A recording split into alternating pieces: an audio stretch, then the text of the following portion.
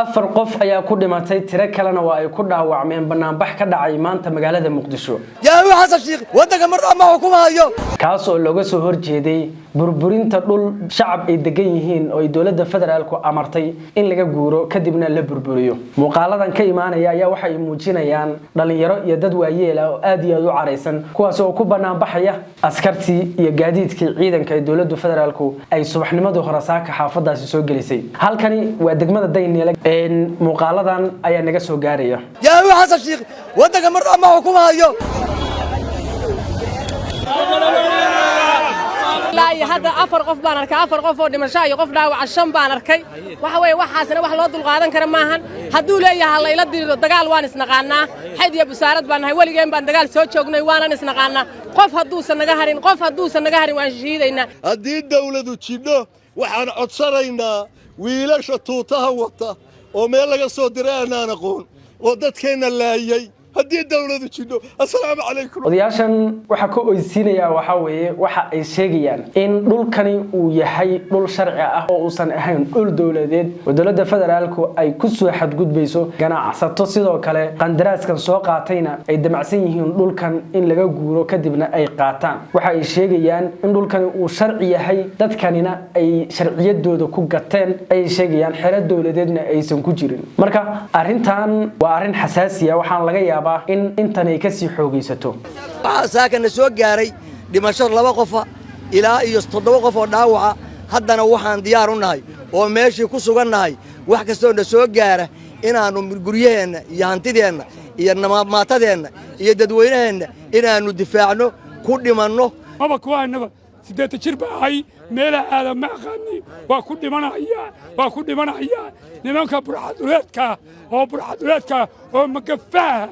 وكلاد درنا وأنا كلاد دمنا أنا وحريدي أدوينا مدجنين ميلو دو مدجنين سوني هذا مدجنين دول دولة مدجنين وحنا هدوينا هدجن دجمنا ضاين إلى جارهان حافظة من نمو وأن شغل كل هاي ميل دولة دجنت هاي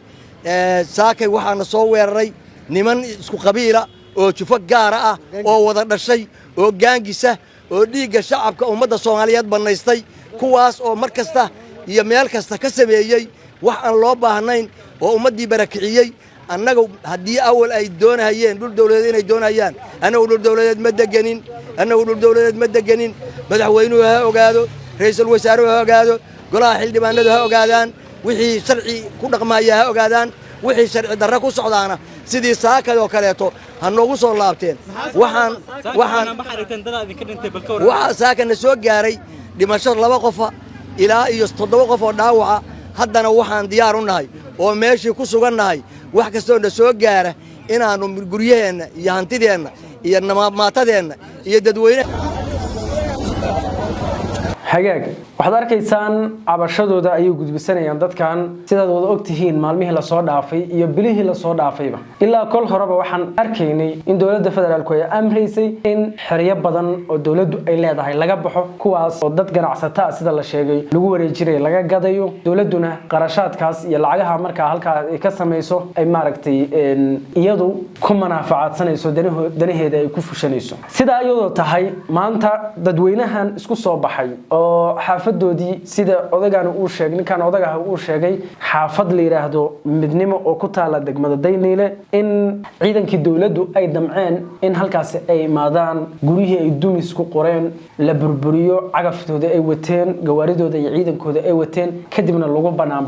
banaanbixina uu dhalay in ciidamadii dawladuna iska laabtaan qasaarana ay geystaan oo tiro dhowr qof ay dilaan dadka qaarna ay leeyihiin 2 qof sida ninkan odaga uu leeyahay 7 qof naga dhaawacantu leeyahay 2 qofna naga dhimatay arintani waa arin xasaasiya dabcan oo run ahaantii dhalin karta kacdoon ummadeed dhalin karta dawladdu hadii dhulkeedii sida dadkan ay sheegeen hadii sharci tahay oo dhulkan uu sharci yahay dawladduna ay ku madax adeegto dadka inay sharciyadooda ka qaadato dhulkaasi ay ka rarto waxay dhali kartaa musiibo aan laga fiirsanay dhali kartaa waayo qofkan shacabka ah ee waayeelka ah ee aan hanti kale haysan ee meel kale u baxsada aan haysan dhulkiisi ah oo sabar loogadiisi wata oo aan koow ahayn oo 2 ahayn oo 3 qof ahayn ee sabar loogadii haysta hadii lagu xadgudbo dabcan waxa iimaanaysa in qofkaasi uu hantidiisa yiraahdo waan difaacanaya maxaa ka dhalanaya dadkan waa dad shacab ah waa dad maaragtay aan looga sheekeynayn dagaal iyo buuq aan looga sheekeynayn qof xamar jooga ama Soomaaliya jooga looga sheekeymayo qaab loo dagaalamo hadii dawladdu ku soo xadud looga sheekeyma dadkan waa dad la u soo joogay waayihii xumaa u dad u soo joogay sida wada ognahay Nepal wadankan Nepal ee ku yaala koonfurta Aasiya ku yaala waxa dumiyay dhalinyaro inta ku kacday bay dumiyeen dawladii oo dhan ilaa ay haddana qalalaaso dawladii waxay noqotay jika baaday bay noqotay heer waxa la gaaray ra'iisul wasaarihii hore ee wadankaasi inta xafiiskiisa loogu tago gurigiisa la gubo xaaskiisa la dilo madaxtooyadii loo dhaco iyada dhammaan la beelqaysto arintii ay maxay ka dhalatay musuqmaasuq dadku ay tabanayeen ayay ka dhalatay dadka shacabka musuqmaasuq ballaaran oo ay tabanayeen caruurtii madaxda wasiirada maaragtay agaasimayaasha maaragtay ilaahay kuma samadiiday madaxda ra'iisul wasaaraha madaxweynaha waxa dhan barwaaqay isaga jiraan gawaarida ugu qaalisan bay qaataan xaalad noocaas bay ku jireen laakiin dadkii shacabka ahaa oo kale busaarad caafimaad darro dhul